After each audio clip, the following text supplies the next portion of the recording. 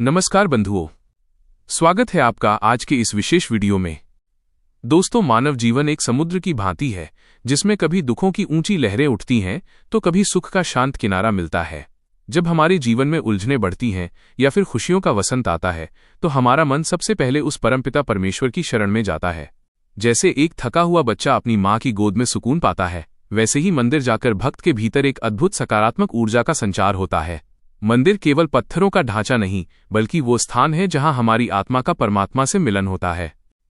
लेकिन मित्रों, जिस प्रकार किसी राजदरबार में जाने के कुछ शिष्टाचार होते हैं, उसी प्रकार देवालय में प्रवेश के भी कुछ नियम शास्त्रों में बताए गए हैं। अक्सर हम अनजाने में कुछ ऐसी सूक्ष्म गलतियां कर बैठते हैं जिससे हमारी भक्ति का पूर्ण फल हमें प्राप्त नहीं हो पाता। आज के इस वीडियो में मैं आपको मंदिर दर्शन के उन अनिवार्य नियमों के बारे में बताऊंगा जिन्हें जानना हर श्रद्धालु के लिए आवश्यक है। वीडियो को अंत तक जरूर देखिएगा और यदि यह प्रयास आपको सार्थक लगे तो इसे लाइक और शेयर कर अपना प्रेम जरूर प्रकट करें। शास्त्रों के अनुसार मंदिर जाने का अर्थ केवल मूर्ति के दर्शन करना नहीं, बल्कि स्वयं को ईश्वर के प्रति समर्पित करना है। शिव पुराण में वर्णित है कि जब आप किसी भी देवी देवता के मंदिर की देहरी पर कदम रखें तो उससे पूर्व ओम नमः शिवाय इस पंचाक्षर मंत्र का जाप अवश्य करें। यह मंत्र उस चाबी की तरह है जो ईश्वर के द्वार को आपके लिए खोल देती है। जैसे गंगा में स्नान करने से शरीर के पाप धुल जाते हैं, वैसे ही इस मंत्र के उच्चारण से पूजा में होने वाली अनजानी भूलें क्षम्य हो जाती हैं।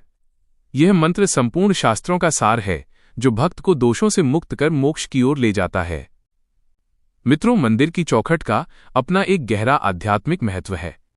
शिवपुराण और श्रीमद् भागवत के अनुसार चौखट पर साक्षात द्वारपालों का पहरा होता है। जिस प्रकार हम किसी के घर जाते समय उसके मुख्य द्वार का सम्मान करते हैं, वैसे ही मंदिर की चौखट पर पैर रखना वर्जित है। चौखट को लांघकर ही अंदर प्रवेश करें, क्योंकि उस पर पैर रखना द्वारपालों का अनादर माना जाता है। ईश्वर के घर में प्रवेश से पूर्व तन और मन दोनों की शुद्धि अनिवार्य है। जैसे हम किसी महत्वपूर्ण उत्सव में जाने से पूर्व स्वयं को संवारते हैं, वैसे ही मंदिर जाने से पहले पैर धोना अत्यंत आवश्यक है। बहते जल से पैर धोना आपके भीतर की नकारात्मकता को बाहर छोड़ देने का प्रतीक है। बिना शुद्धि के प्रवेश करना वैसा ही है जैसे मैले दर्पण में अपना चेहरा देखने की कोशिश करना, जहां छवि कभी स्पष्ट नहीं दिखती। दर्शन करते समय एक विशेष बात का ध्यान रखें, कभी भी भगवान की प्रतिमा के बिल्कुल ठीक सामने सीध में न खड़े हों। जैसे सूर्य को सीधे देखने से आंखें चौंधिया जाती हैं, वैसे ही भगवान के तेज को सहन करने के लिए थोड़ा तिरछा होकर खड़ा होना शास्त्र सम्मत माना गया है। इसके अलावा यदि कोई भक्त दंडवत प्रणाम कर रहा हो तो उसे कभी लांघकर न निकलें। यह उस भक्त की तपस्या में बाधा डालने जैसा है। मंदिर में पंक्ति को लेकर विवाद करना वैसा ही है जैसे अमृत के कुंड के पास खड़े होकर जहर पीना। मंदिर शांति का केंद्र है, वहां धैर्य और मौन ही सबसे बड़ी पूजा है। मंदिर की परिक्रमा हमेशा दाएं हाथ से यानी घड़ी की सुई की दिशा में क्लॉकवाइज करनी चाहिए। यह इस बात का प्रतीक है कि हमारे जीवन का केंद्र ईश्वर है और हम उनके चारों ओर अपनी मर्यादा में घूम रहे हैं। 11 या 21 परिक्रमाएं करना अत्यंत शुभ माना जाता है। वेशभूषा और संस्कार। अंत में सबसे महत्वपूर्ण बात, हमारी वेशभूषा।